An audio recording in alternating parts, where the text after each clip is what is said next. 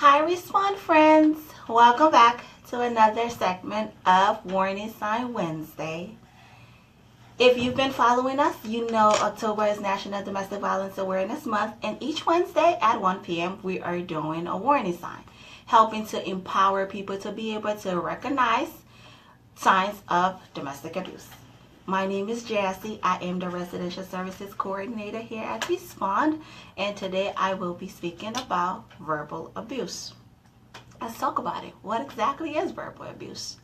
Well, verbal abuse is any negative, demeaning, derogatory statement that is made directly to and about a victim.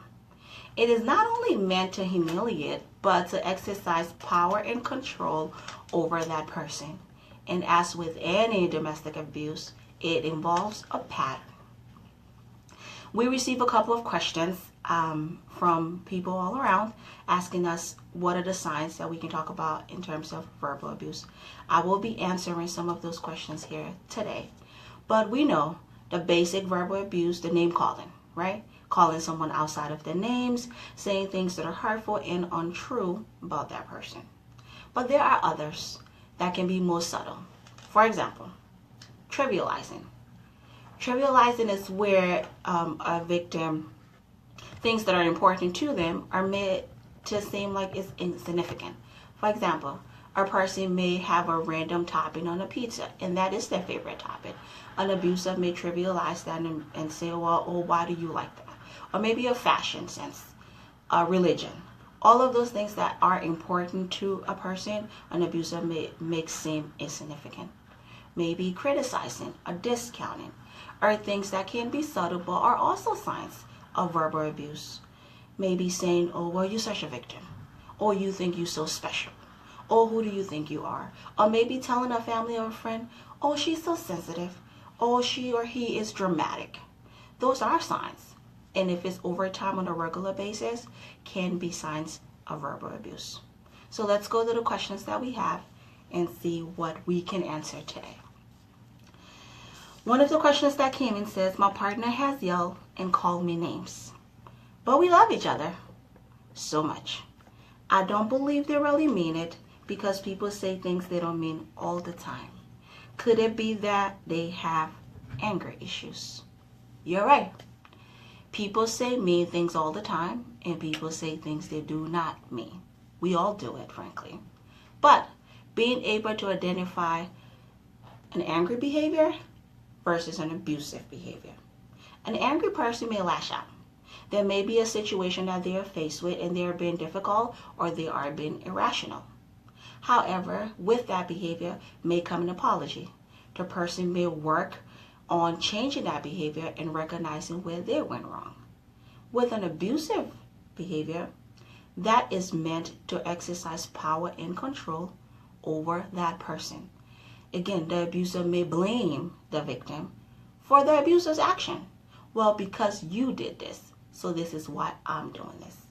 Again, it is a pattern. It's over time. It is to assert power and control.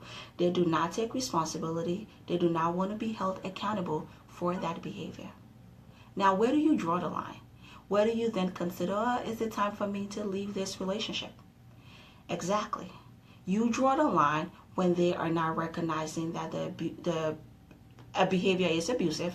You draw the line when they are not taking accountability. You draw the line when they are not making changes to that behavior. And again, over time, are they using that to assert power and control over the person that they may be in a relationship with? Another question that came in the form of scenario. Let's get to that. So it says, my friend and I were out to lunch one day. She showed me a set of intimidating and threatening text messages from her partner. She was very upset. The next day, she was happy and on cloud nine. How is that possible? And how can I start a conversation with her? If you understand the circle of violence, we know, frankly, all relationships starts great. You're friends, you're hanging out, you're doing things together, all good. And then there comes the tension building phase. That's phase one in the circle of domestic violence, where the victim may feel as if he or she is walking on eggshells. their intimidations, and everything else. Phase 2 could be explosive, where there's sexual, emotional, financial abuse that happens. And then phase 3, the honeymoon phase. This is the good phase. There are gifts. They're getting family members and friends to be on the side of their abuser. There's apologies and all of those things. At times, the relationship can be anywhere between phase 1 and phase 3. Walking on eggshells, honeymoon phase. And that could be a possibility with your friend, where something happened, but the partner have apologized. The partner looks like he or she is making changes in their relationship, and then it may go back again to another tension building or even an explosive phase. That's how it's possible. But what I do want to draw your attention to today is actually this scenario plays out in a heterosexual relationship. Here I respond, we serve everyone, regardless of gender identity, sexual identity, nationality, disability as well. We serve everyone. Now that you know some of the warning signs, what happens when someone discloses that they are in an abusive relationship? Well, that's the first key. Someone themselves being able to recognize that they may be in an abusive relationship lets you know that they want help, lets you know that they're seeking help, and lets you know that they want to talk to someone about it. Now, you may also recognize that and point it out to the person, and you're wondering, what if he or she gets offended? It happens. You as a loved one or a friend, do not take it personal. Let's face it, no one wants to admit that their relationship is imperfect. No one wants to admit that they are being abused, whether it's sexual, whether it's financial, whether it's emotional, and definitely not verbal. There may be a lot at stake: family, friends, reputation, and money. But when someone can disclose to you that they are in an abusive relationship, you want to be consistent. You want to be patient. You want to be understanding. And you definitely do not want to be judgmental. There are resources available to you. There are tools all around like this one that can empower you to be able to recognize those warning signs. You do not have to have all the answers. You certainly do not need to know all of the information, but you should have our information. Here I respond. We offer support groups in English and in Spanish. We offer individualized counseling as well. We have a 24-hour crisis hotline that are answered by certified domestic violence advocates.